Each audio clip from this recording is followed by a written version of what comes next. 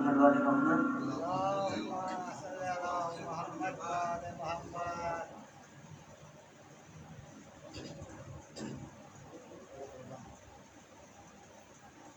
عرض کرتی تھی روح صغرا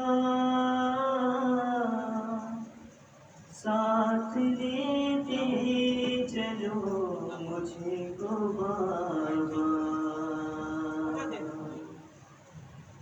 عرض کرتی تھی روح کی صغرا ساتھ لیتے چلو مجھ کو بابا.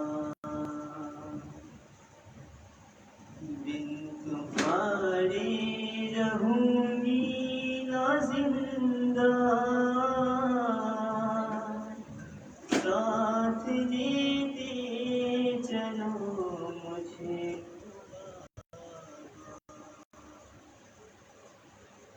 ہے مدینے کی سنسان گلیاں نہ برادر نہ خواہر نہ اماں. چھوڑتے ہو مجھے کس پہ تنہا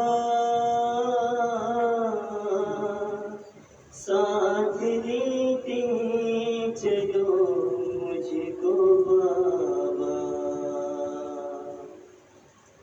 عرض کرتی تھی رو کے صغرا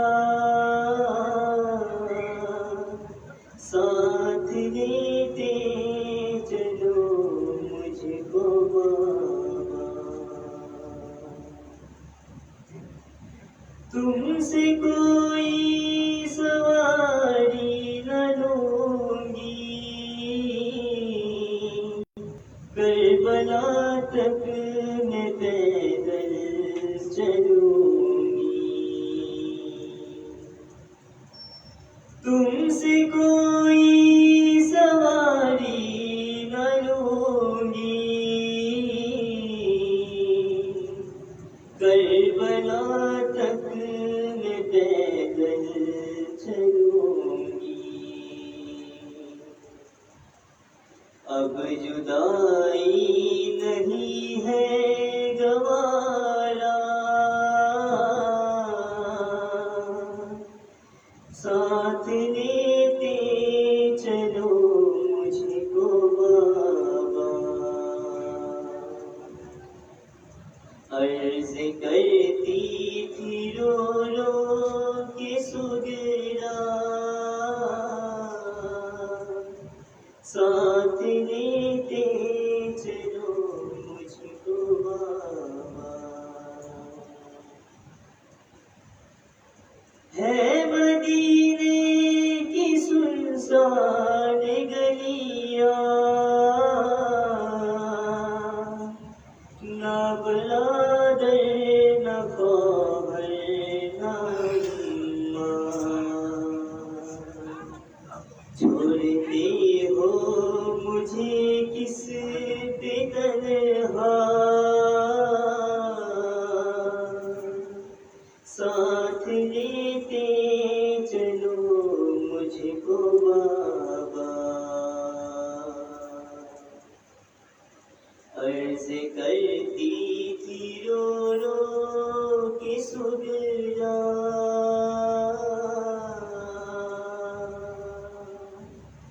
ساتھ لیتے چلو مجھ کو بابا. صلوات محمد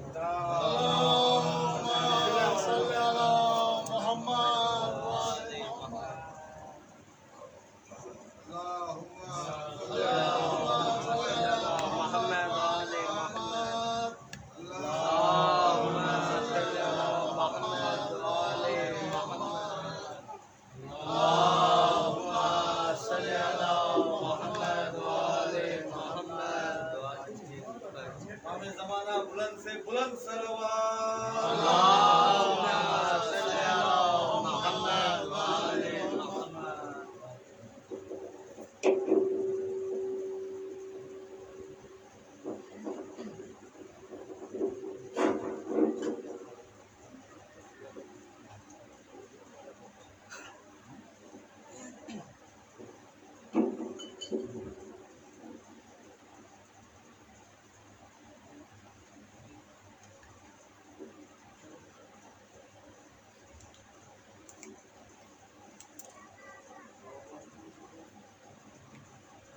رحم الله من شرع الفاتحة.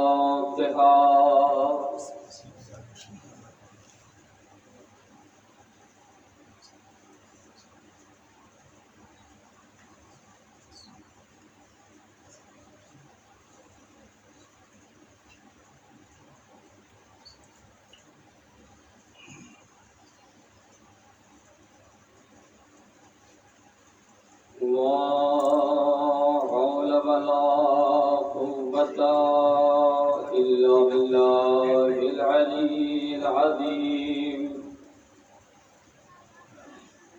أعوذ بالله من الشيطان الرجيم. بسم الله الرحمن الرحيم. الحمد لله الذي لا يبلغ مدحته القائلون ولا يحصي نعماءه العادون ولا يؤدي حقه المجتهدون.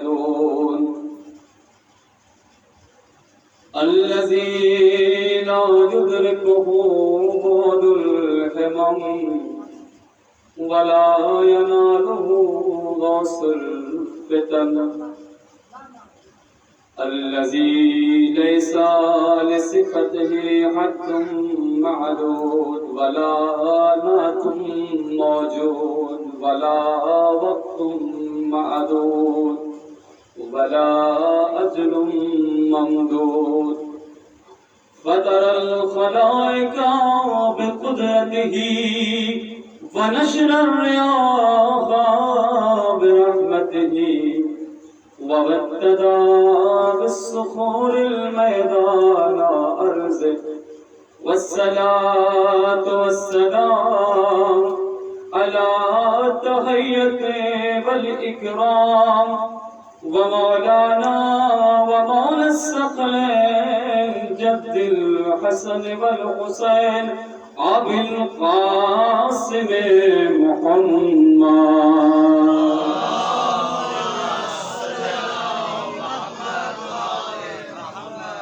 وعلى آله الطيبين الطاهرين المعصومين المظلومين. أما بعد فقد قال رسول الله صلى الله عليه وآله وسلم. بسم الله الرحمن الرحيم. إن الحسين مصباح الهدى وسفينة النجاة. صلوات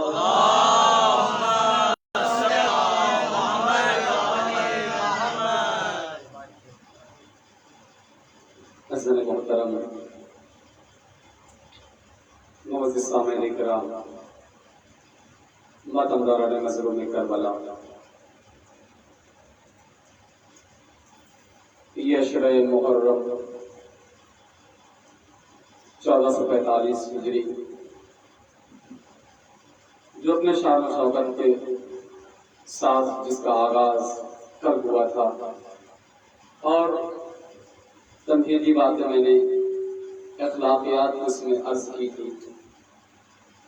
اگرچہ ہمارا معاشرہ اور ہمارے نوجوان کو واضح نصیحت کی باتیں بہت کم پسند آتی ہیں، اور میں نے کہا تھا کہ کل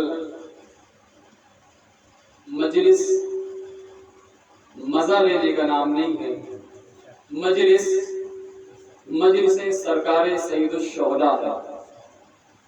اور ایسی مجلس جو مجلس سرکار سید الشہداء ہو، پھر اس میں احترام بھی ہونا چاہیے، خلوص بھی ہونا چاہیے، نیت کا پاک ہونا بھی ضروری ہے.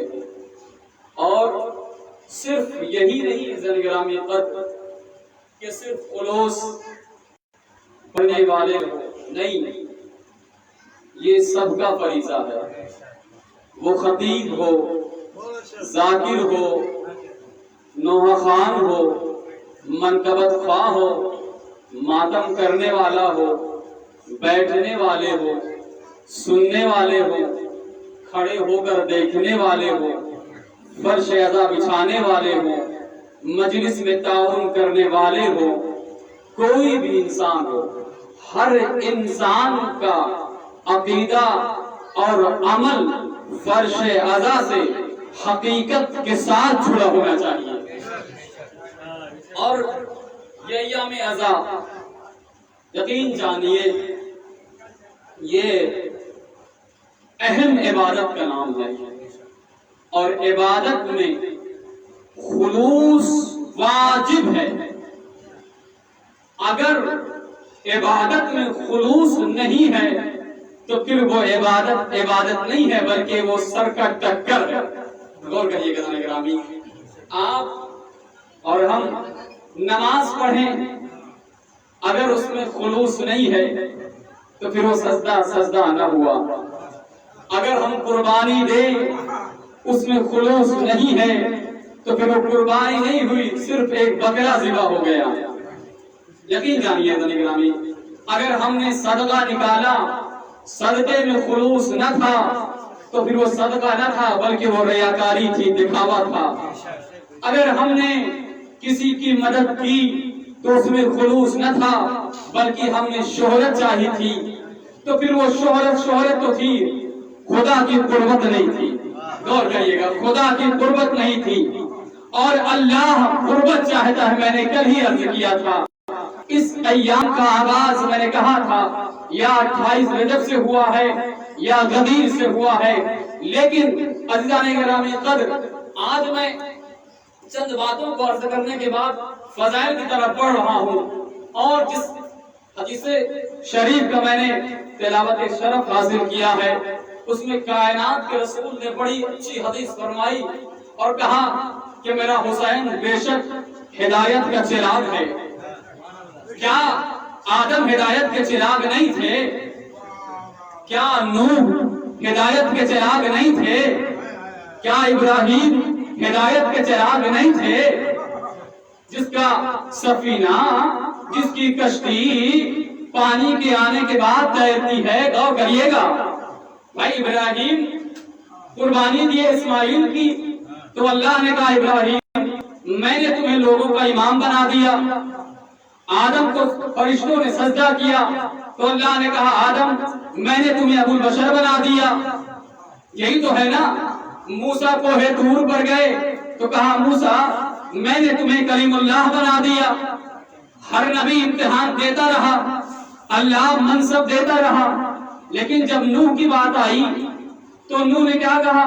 پروردگارا میں یہ چاہتا ہوں کہ پوری کائنات میں دین کی تبلیغ کروں۔ یہی ہے آپ نا، خاموشی یہ بتلا رہی ہے کہ آپ ہیں، ذہن کہیں اور ہے۔ جب جناب نوح نے کہا پروردگارا میں چاہتا ہوں کہ تیرے دین کی تبلیغ کروں، آواز قدرت آئی نوح دیکھ کیا رہے ہو، تبلیغ کرو، دیکھ کیا رہے ہو، تبلیغ کرو۔ نوح نے کہا پروردگارا جب بھی تبلیغ کرنے کے لیے نکلتا ہوں لوگ پتھر مارتے ہیں، لوگ ستاتے ہیں، لوگ پتھر مارتے ہیں، لوگ ستاتے ہیں۔ آواز قدرت آئی نوح کیا تم اپنے نام کا مقصد بھول گئے ہو؟ کیا تم اپنے نام کا مقصد بھول گئے ہو؟ کیا تم اپنے نام کا مقصد بھول گئے ہو؟ اللہ نے زبان دیا ہے تو میرے ساتھ رہیے گا، بولتے رہیے گا۔ کیا تم اپنے نام کا مقصد بھول گئے ہو؟ نوح کہتے ہیں نوحہ پڑھنے والے کو، نوح کہتے ہیں نوحہ پڑھنے والے کو، دنیا اعتراض ہم سے کرتی ہے کہ آپ نوحہ کیوں پڑھتے ہیں، آپ ماتم کیوں پڑھتے ہیں، آپ ماتم کیوں کرتے ہیں؟ اے بھیا ہم سے نہ پوچھو کہ ہم نوحہ کیوں پڑھتے ہیں، ماتم کیوں پڑھتے ہیں، تعزیہ کیوں اٹھاتے ہیں۔ جاؤ پہلے اس آدم سے، اس آدم کے بیٹے نوح سے پوچھو کہ نوح نے ماتم کیوں کیا، نوحہ کیوں پڑھا۔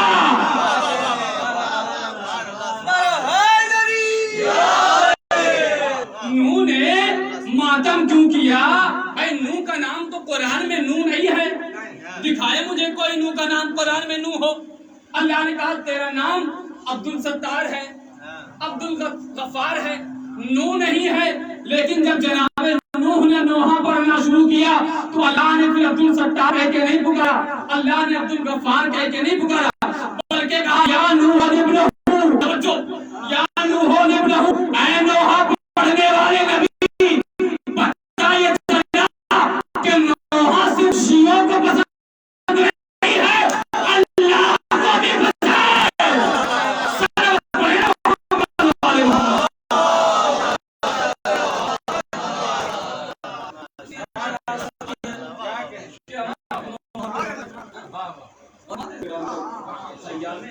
ہے۔ گزارش ہے کہ نوجوان آگے آ جائیں، یہاں آ جائیں، اور جو ضعیف ہے وہ اپنی جگہ بیٹھے، صلوات پڑھتے نوجوان آگے آ جائیں۔ دیکھیے بچے آگے آ رہے ہیں، میں نے کہا نوجوان آگے آئیں، اس کا مطلب یہ ہے کہ نوجوان بوڑھے ہو گئے ہیں، بچے آگے آ گئے ہیں۔ یہی تو مقصد ہے نا بھائی، فرش ادا پہ ہونا، ذہن بیدار ہے۔ ایک جملہ کہوں، بچوں نے قدم بڑھا کے بتا دیا کہ کربلا میں نوجوان بھی تھے، بوڑھے تھے، لیکن سب سے آگے نوجوان تھے، سب سے آگے نوجوان تھے۔ وہ کون سے نوجوان؟ وہ بچے نوجوان تھے، یعنی سن میں، توجہ، سن میں بچے تھے، جذبے میں نوجوان تھے، جذبہ نوجوان، سن نہیں۔ سن والے تو بہت سارے تھے۔ جب جناب ابو بکر رضی اللہ تعالی عنہ خلیفہ بنے، بھائی نام میں لے رہا ہوں، مقصد کے دائرے سے لے رہا ہوں، اگر رضی اللہ تعالی عنہ کہہ رہا ہوں یہ مت سوچیے کہ مولانا کیا کہہ رہے ہیں، ٹھیک ہے نا؟ جب بنے، خلیفہ بنے، تو جناب ابو قحافہ، ابن ابو قحافہ باپ کا نام ہے، جناب ابو بکر کے باپ کا نام ہے ابو قحافہ، کہنے لگے کون خلیفہ بنا رسول کے بعد؟ بعد رسول، توجہ کرے گا نا گرامی، کون خلیفہ بنا؟ کہنے لگے ابو بکر بن گئے۔ کہا وہ بن گیا، بیٹا بنا ہے، بیٹا بنا ہے، باپ کہہ رہا ہے وہ بن گیا۔ پوچھنے لگے کیوں بن گیا؟ کہا اس لیے بن گئے کہ وہ بزرگ تھے، وہ بزرگ تھے۔ باپ نے کہا بھیا اگر وہ بزرگیت میں خلیفہ بن گیا ہے تو اس سے بزرگ تو میں خود ہوں۔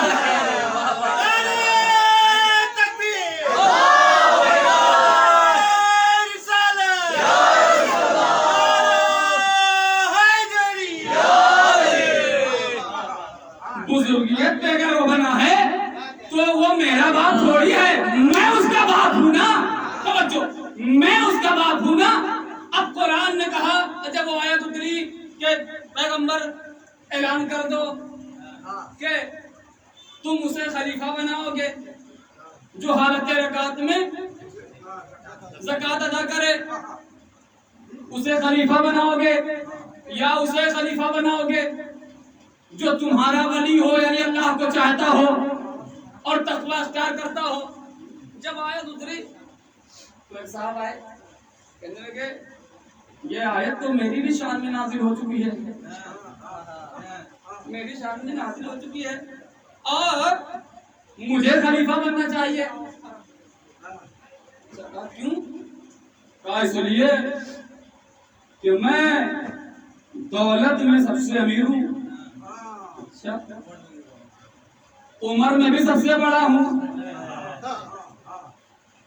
ایک ہوتی ہے عمر، ایک ہوتا ہے عمر، دونوں دیکھیے گا، واؤ کا فرق ہے۔ ہاں تو کہا میں عمر میں سب سے بڑا ہوں، اور صاحب وہ ضد کر کے منبر تک چلے آئے۔ اس لیے میں کہا دولت، یعنی دولت پر جو خلیفہ بنے وہ اور ہے، علم پر جو خلیفہ بنے وہ اور ہے۔ اللہ دولت کو پسند نہیں کرتا، اللہ علم کو خلیفہ جو ہے پسند کرتا ہے، علم کو۔ اور کسی کو حق ہی نہیں ہے کہ کوئی خلیفہ بنائے گا۔ آدم کا مسئلہ اور آدم کے بیٹوں کا مسئلہ بھی یہی تھا۔ قابیل نے کیا کہا تھا؟ یہی تو کہا تھا کہ میں جانشین آدم ہوں، میں آدم کا جانشین ہوں۔ قابل نے کہا بھائی ٹھیک ہے، تم ہو تو تم ہو، کوئی بات نہیں، مجھے کوئی اعتراض ہی نہیں ہے۔ تو جب یہ بات جناب آدم تک پہنچی تو جناب آدم نے کیا کہا نہیں، تم میرے جانشین نہیں ہو اور مجھے بھی خلیفہ بنانے کا کوئی حق ہے ہی نہیں۔ کیوں؟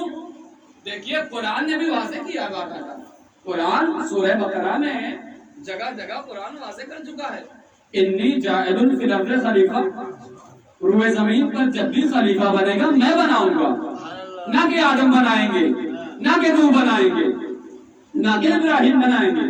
یعنی کسی بھی نبی کو آدم سے لے کر خاتم تک خلیفہ بنانے کا حق نہیں ہے۔ جب بھی خلیفہ بنائے گا تو کون بنائے گا؟ اللہ بنائے گا۔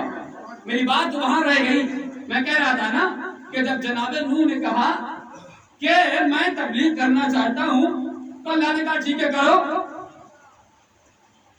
نوح ایک کام کرو، تمہیں یہ لوگ جو ہے تکلیف دے رہے ہیں، میں نے دیکھا بہت ساری تکلیف دے رہے ہیں، ٹھیک ہے کوئی بات نہیں، صبر کرو، اور میرا حکم آ جائے، میرا حکم آ جائے تو تم کشتی بنانا، اور جب کشتی تیار ہو جائے تو میرے حکم کا انتظار کرنا، اور جب حکم میرا آ جائے تو اس پہ سب کے سب سوار ہو جانا، اور اس کے بعد پھر جو انقلاب آنا ہے وہ آئے گا۔ میں کہوں گا جناب نوح آپ تو نبی ہیں، آپ تو نبی ہیں، صاحب شریعت ہے، ایک کشتی ہی بنانا ہے، بھائی یہیں پہ بیٹھے ہیں نا، ایک کشتی بنانا ہے، بھائی 4 اینٹ لگانی ہے، 4 پتھر منگوانے ہیں، 4 پٹھے منگوانے ہیں، 4 کیلیں منگوانی ہیں۔ ابھی نفیس صاحب نے دروازہ لگایا، کسی سے پوچھا؟ کہا نہیں پوچھا، کہا اس لیے نہیں پوچھا کیونکہ مجھے معلوم تھا میرے گھر میں کیسے کیا دروازہ لگنا ہے، مجھے دوسروں سے پوچھنے کی ضرورت کیا ہے۔ اب جناب نوح اتنے پڑھے لکھے آدمی، نبی ہیں بھائی، معصوم ہیں، صاحب شریعت ہیں، ابھی کسی انجینئر کو کہیے کہ صاحب آپ چائے بنا دیجئے، کیا انجینئر پوچھے گا کہ اس میں چائے کی پتی کتنی ڈالنی ہے، نمک کتنا پڑے گا، شکر کتنی پڑے گی، پانی کتنا کھولایا جائے گا؟ کہا نہیں، اگر پوچھ لیا تو کہا تم انجینئر نہیں ہو، تم پاگل ہو، تم پڑھے لکھے نہیں ہو، تم جاہل ہو گئے ہو، تمہیں انجینئر کس نے بنا دیا؟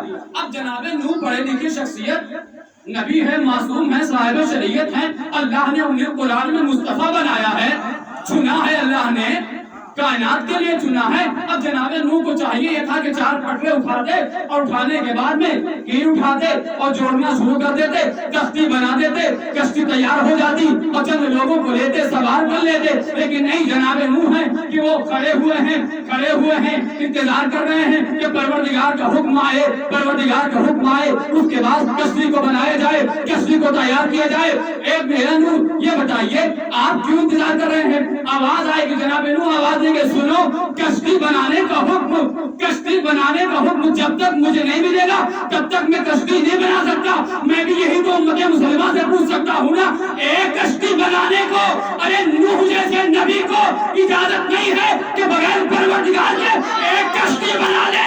آدم کے بنا، نوح کے بنا، خود مصطفیٰ کے بنا خلیفہ کیسے بنا لیا؟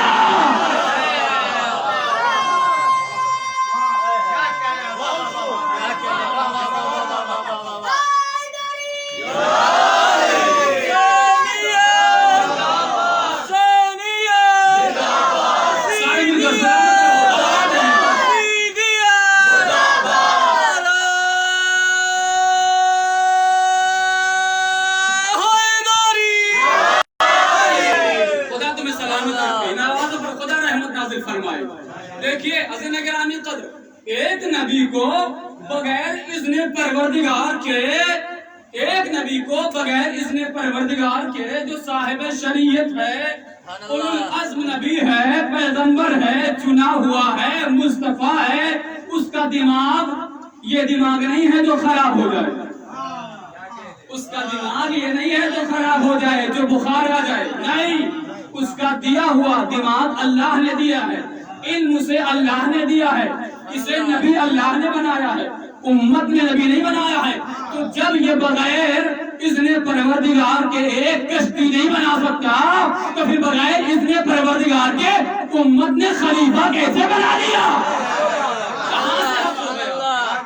اب پھر یہی پروردگار نے صرف اتنا ہی نہیں کہا، پھر کہا کہ نو کشتی بنانا، تو پھر کیا ہوگا؟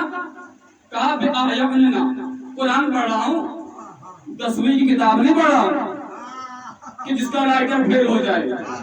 دیکھیے قرآن ہے 1400 برس کے لیے کافی ہے۔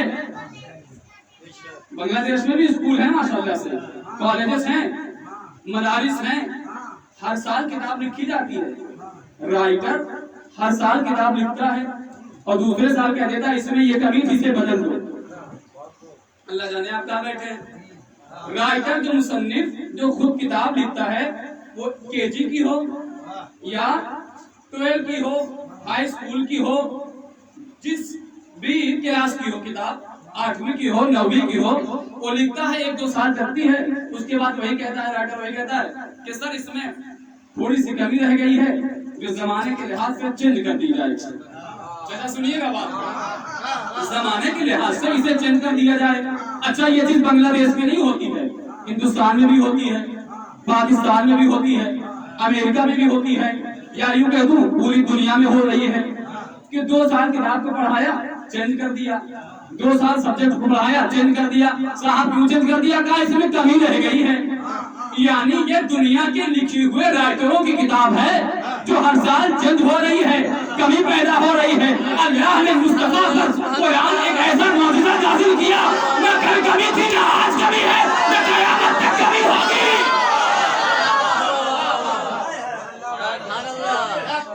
ایک آیت کوئی بتائے، ایک آیت کوئی بتائے مجھے کہ اس میں کمی نظر آ گئی۔ اما آیت چھوڑیے، زبر اور زیر میں کمی نہ آئی، زبر اور زیر میں کمی نہ آئی، توجہ، زبر اور زیر میں کمی نہ آئی۔ ہندوستان سے ایک آواز اٹھی تھی 26 آیتیں قرآن کی سمجھ میں نہیں آ رہی ہے، قرآن بولتا نہیں ہے، لیکن قرآن میں اتنی طاقت تھی کہ جس نے یہ کہا تھا کہ 26 آیتیں سمجھ میں نہیں آ رہی ہے، پوری دنیا نے اسے کہہ دیا کہ تو سمجھ میں نہیں آ رہا ہے۔ صلوات علی محمد۔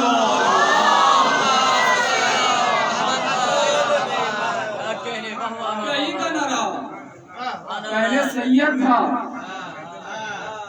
پھر مسلمان ہو گیا، پھر مسلمان سے کافر ہو گیا، پھر کافر سے شیطان ہو گیا، اور شیطان کے بعد تو ملعون ہونا پکا تھا اس کا۔ صلوات پڑھیں محمد و آل محمد۔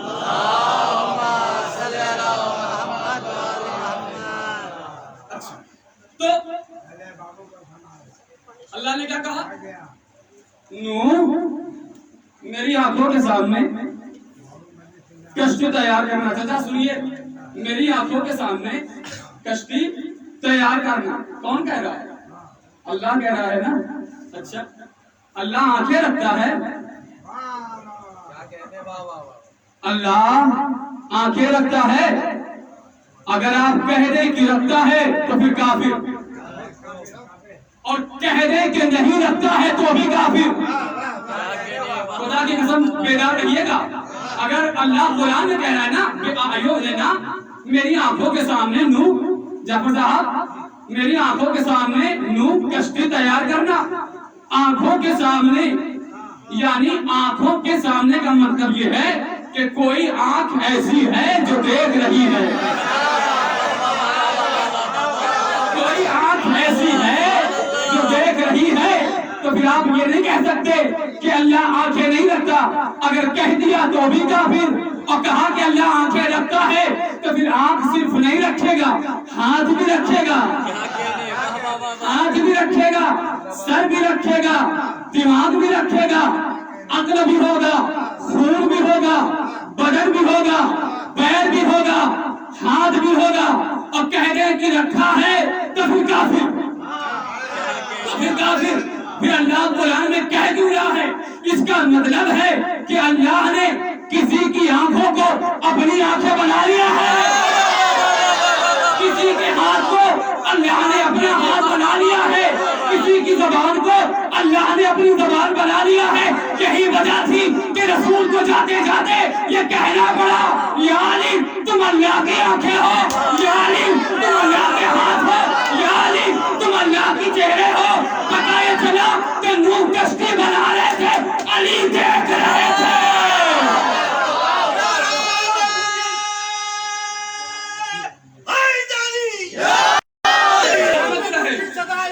قلندری صفات کے سب لوگ جاگ اٹھے, 400 کوئی ولی پکارا یا علی ایمان ہے ہمارا, یا علی اے بنی آدم سنو, اے بنی آدم سنو. کس نے علی کو اے مولا مانا, ٹھوکر میں اس کے لیے زمانہ. قلندری نعرہ ہے یہ, ابو ذری نعرہ ہے یہ, کمبری نعرہ ہے یہ. دونوں ہاتھوں کو بلند کر کے نعرہ لگاؤ تاکہ آنے والا شیطان بھاگ جائے اور یہ نعرے اس کے پر کو قطر دے جائے مولا کے روضے پہ, وہاں سے ہم لوگوں کی سلامتی بن کر آئے. نعرہ حیدری. ماشاءاللہ. دیکھیں یہ کسی عام بندے کا نعرہ نہیں ہے, یہ ابو طالب کے بیٹے کا نعرہ ہے, یہ فاطمہ بنت اسد کے بیٹے کا نعرہ ہے, یہ فاطمہ کے شوہر کا نعرہ ہے, یہ حسن کے باپ کا نعرہ ہے, یہ حسین کے باپ کا نعرہ ہے, یہ یعقوب الدین کا نعرہ ہے, یہ امیر المومنین کا نعرہ ہے, یہ کل ایمان کا نعرہ ہے, یہ صاحب تفسیر کا نعرہ ہے, یہ صاحب قرآن کا نعرہ ہے, یہ دین کے وارث کا نعرہ ہے, یہ آدم کے مولا کا نعرہ ہے, یہ نوح کے مولا کا نعرہ ہے, یہ عیسیٰ کے مولا کا نعرہ ہے, یہ اس موسیٰ کے مولا کا نعرہ ہے جسے فرعون کے دربار سے کھینچ کر لائے تھے, یہ اس کا نعرہ ہے, یہ وسیع رسول کا نعرہ ہے,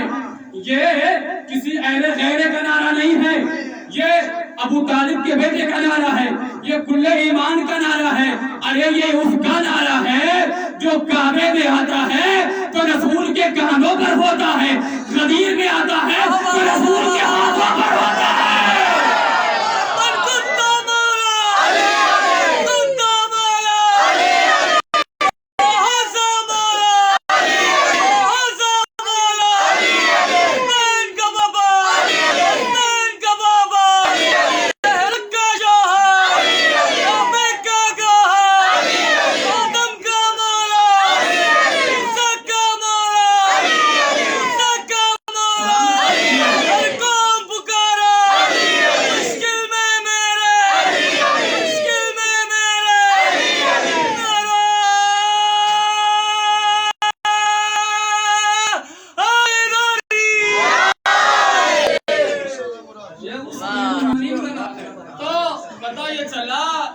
کشتی بن رہی تھی تو علی اللہ کی آنکھوں سے دیکھ رہے تھے. اچھا کشتی بن گئی, تیار ہو گئی, اور ابھی نوح انتظار میں ہے کہ آواز قدرت آئے, بارش ہو جائے, پھر پانی اتنا سیلاب کے طریقے سے پھیل جائے جیسے ہمارا دہلی پھیلا ہوا ہے اس وقت, ویسے ہو جائے تو نوح کی کشتی تب کہیں جا کے ڈولے گی, ڈگمگائے گی, چلے گی. یہی تو ہے نا بھائی, بنا کشتی پانی کے چلتی ہے کہیں نہیں چلتی. تو یہ جو کہا پیغمبر اسلام نے ان الحسین مصباح الہدی سفینۃ النجاہ, حسین کشتی نوح کی طرح یہ بھی نجات کی کشتی ہے, یعنی حسین کی بھی کشتی نوح کی کشتی کی طرح نجات کی کشتی ہے. مجھے انصاف سے بتائیے کہ کیا امام حسین نے کربلا میں کوئی کشتی بنائی تھی, کوئی تیر ٹھوکا تھا, کوئی پٹڑا لے رہے تھے؟ کہا نہیں. تو پھر پیغمبر نے یہ تو کہہ دیا کہ حسین کی بھی کشتی. اچھا کیا بارش ہوئی تھی؟ نہیں. تو پھر کیا حسین کی کشتی چلی یا نہیں چلی؟ کہا چلی. تو بھائی नबी होकर हम लोग कहते हैं कि तुम लोग यार अजीब शिया हो, अजीब चाहने वाले हो, अजीब अज़ादार हो, तुम तो नबूवत को इमामत को बढ़ा जो है नबूवत से इमामत को बढ़ा देते हो। भाई हम कहाँ बढ़ाते हैं, तुम खुद ही मुकाबला करो कि तुम खुद ही मुकाबला करो। नूह की कश्ती है, बगैर पानी के नहीं चल रही है, जब पानी आएगा तभी कश्ती चलेगी। लेकिन पैगंबर ने कहा मेरे हुसैन की वो कश्ती है जिस पे 72 सवार होंगे, पानी की जरूरत नहीं होगी, पानी की जरूरत नहीं होगी, बल्कि तवज्जो बल्कि पानी पीने वाले हार जाएंगे, पानी न पीने वाले जीत जाएंगे।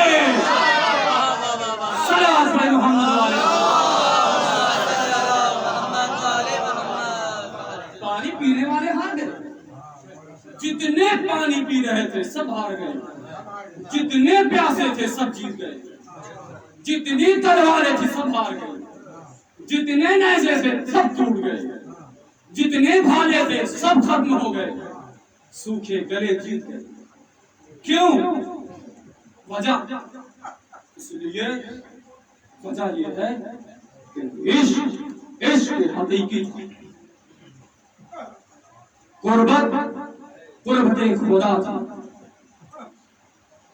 इंसान को कुर्बत पैदा करना, हमें हकीकी मोहब्बत हुसैन मज़लूम करबला से होनी चाहिए, ना कि सिर्फ दिखावे की। वो कौन सा अदादार है जो अपने आप को अदादार कहता है और उसके बाद फिर भी दूसरे अदादार का ख्याल नहीं रखता? वो कौन सा अदादार है जो एक दूसरे को सलाम करने में शर्माता है, जो अपने बाप को सलाम करने में शर्माए, अपने चचा का एहतराम करने में शर्माए? कौन सा? ये अदादार है? नहीं, ये गद्दार है। अदादार इसलिए कहते हैं ये काम मैं करूं तो मैं भी गद्दार, ये काम आप करें तो भी आप भी गद्दार। इसलिए कि इस्लाम किसी मुल्ला और मौलवी के लिए अलग से नहीं आया है, जो मेरे लिए आया है वही आपके लिए आया है। ऐसा नहीं है कि मेरे लिए छूट है, नहीं, ये गलत बात है। और सबसे बड़ी अफवाह तो ऐसे भी है मौलवियों के लिए कि 70,000 मौलवी पहले काटे जाएंगे। अपना जिक्र कोई नहीं करता, कफन बेचने वाला दुआ मांगता है कोई मर जाए मेरी कफन बिक जाए। वैसे ही हमारी जमीयत भी है कि मौलवी काटे जाएंगे, हम नहीं। ठीक है मौलवी काटा जाएगा, कोई बात नहीं, मौलवी काटा जाएगा, भाई सब मौलवी तो नहीं काटे जाएंगे। यही मौलवियत है जिसको पैगंबर इस्लाम फरमाया कि हमारी कौम के उलमा बनी इस्राइल की नबियों के बराबर है। पैगंबर का कौम है अजीज। और ये आज एक आखिरी जुमला कह के जो है अपने मसाइल इंशाअल्लाह कल से हदीस पर वो होगी कि ये जो बात कही जाती है कि इमाम ज़माना आएंगे तो तलवार चलाएंगे, सर कलम करेंगे, ये गलत है, ये सरासर इमाम पर इल्जाम है। आज शब जुमा है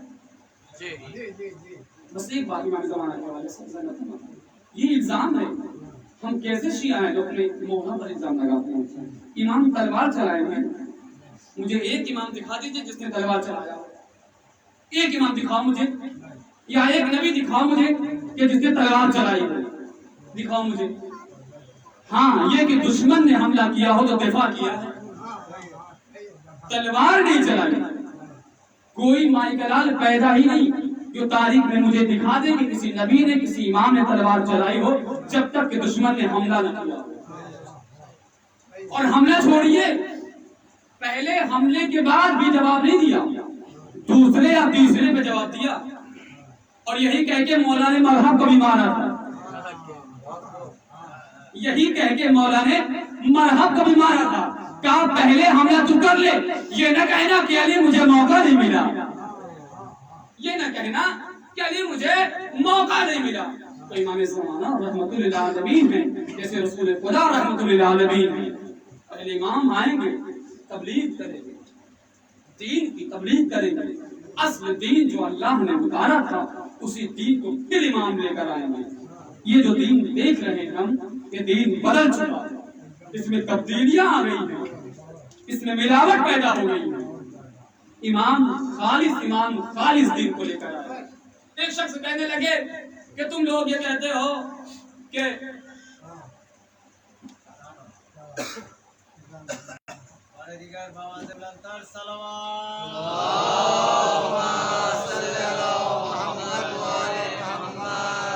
سنیے پھر بغیر مائک کے سنیے، مسئلہ نہیں ہے، بات سننے والی ہو تو مائک بھی بند رہے، کوئی مسئلہ نہیں ہے۔ تو وہ صاحب کہنے لگے کہ یار آپ لوگ یہ کہتے ہیں کہ 1400 برس سے تمہارے مولا پردہ غیب میں ہیں، اور جب آئیں گے تو جوان ہی آئیں گے، جب آئیں گے تو جوان ہی آئیں گے، یا 25 سال کی عمر ہوگی یا 40 سال۔ اسلام نے 2 عمر کو جوان مانا ہے، 2 عمروں کو جوان مانا، یا 25 سال کی یا 40 سال کی، یعنی بھرپور جوانی کا نام اسلام میں یا 25 سال ہے یا 40 سال ہے۔ اب وہ کہتے ہیں کہ صاحب دیکھیے مائک نہیں ہے لیکن بات بہت بڑی کرنے جا رہا ہوں۔ کہا کہ کیسے ممکن ہے کہ کوئی 1400 برس سے زندہ ہو اور وہ 40 برس کا ہی پلٹے، 25 برس کا ہی پلٹے۔ میں نے کہا بھائی اللہ کی قدرت پر بھروسہ ہے تجھے یا نہیں ہے؟ کہا ہے۔ ہم نے کہا اللہ چاہے تو کر سکتا ہے؟ کہا ہاں بالکل۔ کہا لیکن یہ ممکن نہیں، کیوں؟ کہا اس لیے کہ میں نے ہمیشہ دیکھا ہے آدمی پیدا ہوتا ہے، بڑا ہوتا ہے، ضعیف ہو جاتا ہے، مر جاتا ہے۔ میں نے کہا اچھا۔ میں نے کہا چھوٹی سی مثال تیرے ہی اندر پیدا کرتا ہوں، یہ بتا مہینے میں نہ صحیح کم سے کم 2 مہینے میں 1 مرتبہ سر کا بال کٹواتا ہے کہ نہیں کٹواتا؟ بھائی غور خدائے حسین کا واسطہ ہے سنیے گا، مہینے میں نہ صحیح 2 مہینے میں 1 مرتبہ سر کا بال کٹواتا ہے؟ ہاں کٹواتے ہیں۔ کہا اگر 6 مہینے نہ کٹوائے تو کیا ہوگا؟ کہا بال بڑے ہو جائیں۔ ہم نے کہا اگر 2 4 10 سال نہ کٹوائے؟ کہا پھر میٹروں میں ہو جائے گا، میٹروں میں ہو جائے گا۔ خدائے حسین کا واسطہ ہے دلیل رد ہو جائے کل سے ممبر چھوڑ دوں گا۔ کہا میٹروں میں ہو جائے گا۔ میں نے کہا اگر 20 سال نہ ہو تو؟ کہا پھر اس کا تو جھومر باندھ دیا جائے گا۔ کہا اچھا۔ ہم نے کہا یہ بتا یہ بڑھنا بال کا اور گھٹنا، یہ بال کا بڑھنا اور گھٹنا کس کے سبب سے ہے؟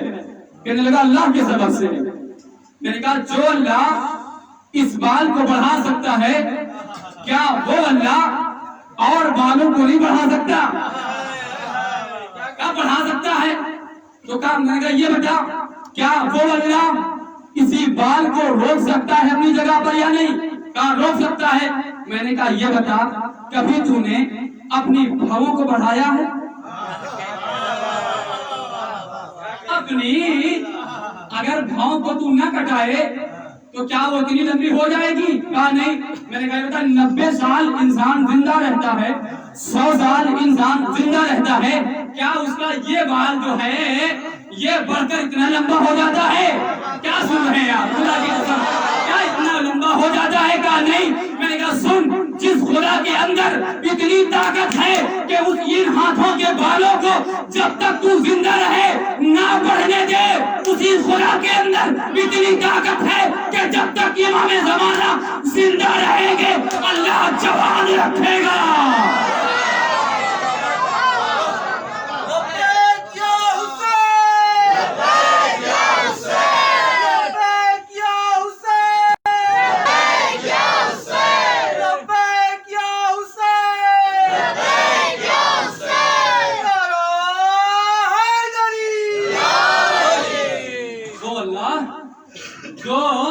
ان بالوں پر اتنی قدرت رکھتا ہے کہ 90 سال 100 سال 150 سال 200 سال 3500 برس جناب نوح زندہ رہے لیکن وہ بال وہی کا وہی رہ گیا۔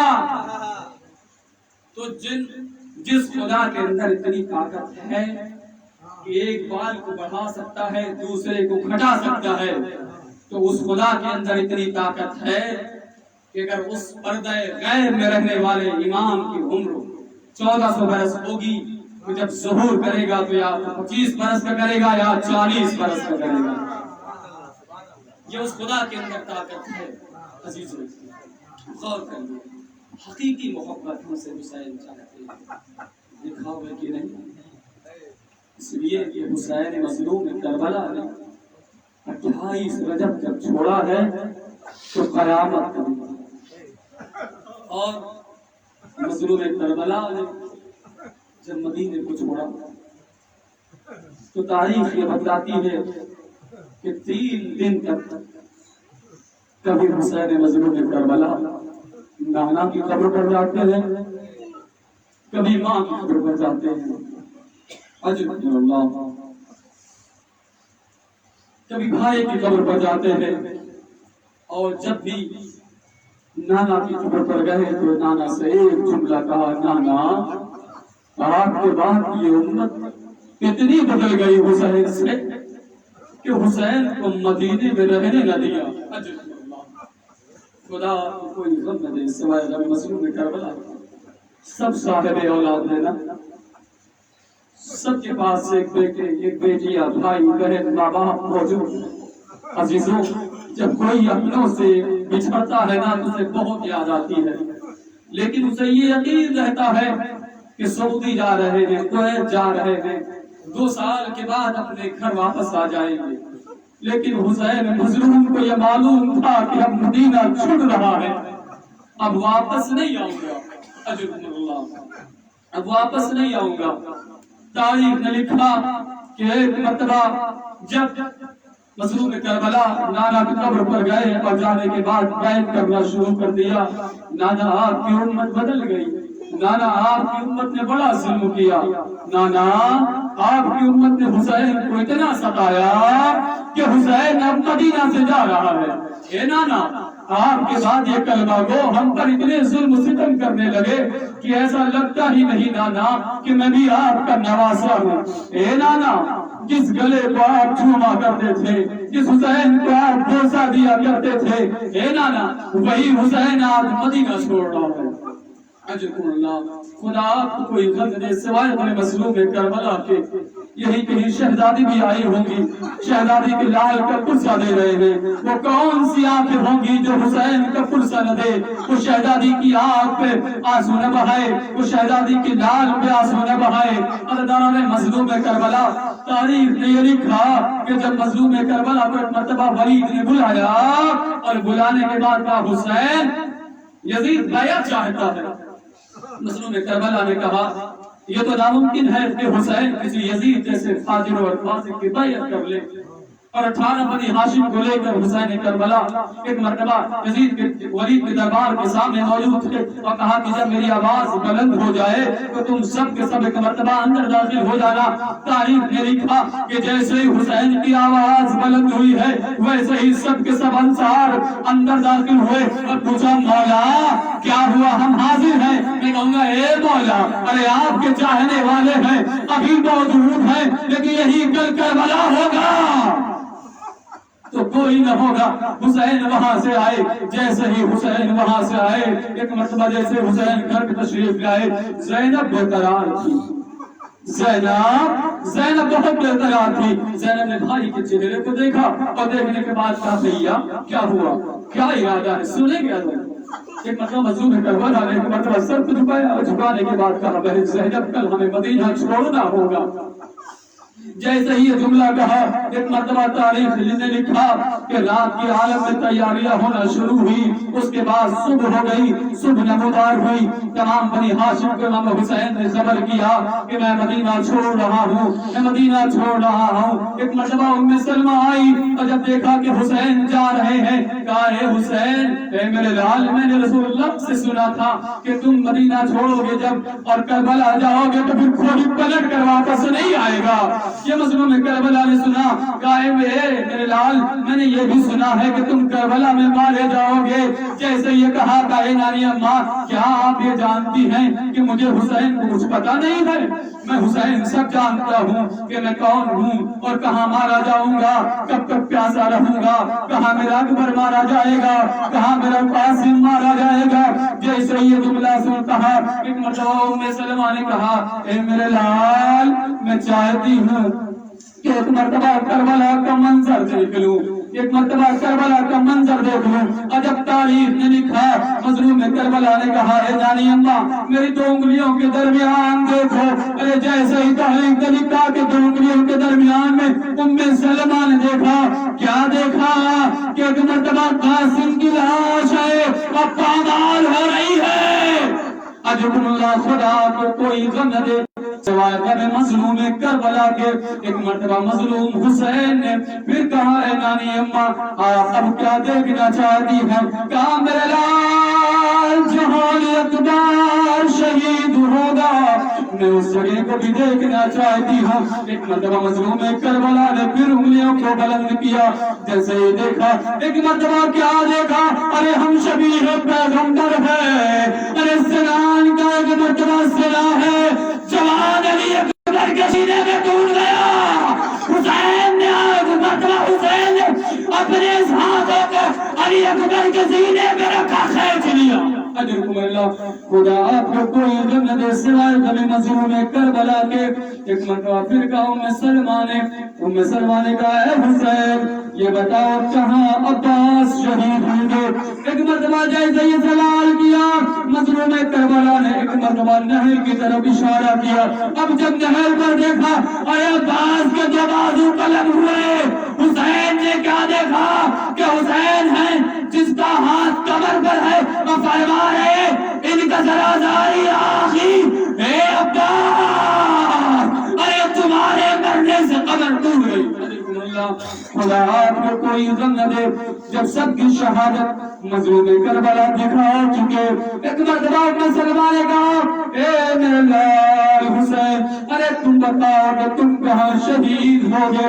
جیسے یہ فرمایا ایک مرتبہ مظلوم حسین نے ایک جگہ کی طرف اشارہ کیا. ارے ام سلمہ نے کیا دیکھا کہ شمر کا خنجر ہے, حسین کا گلا ہے. اجرکم اللہ, خدا کو کوئی غم نہ دے سوائے غم مظلوم کربلا کے. یہ بڑا غم ہے, بڑا اذیت کا ماحول تھا. ایک مرتبہ حسین مظلوم نے جیسے ہی اپنے آپ کو دکھا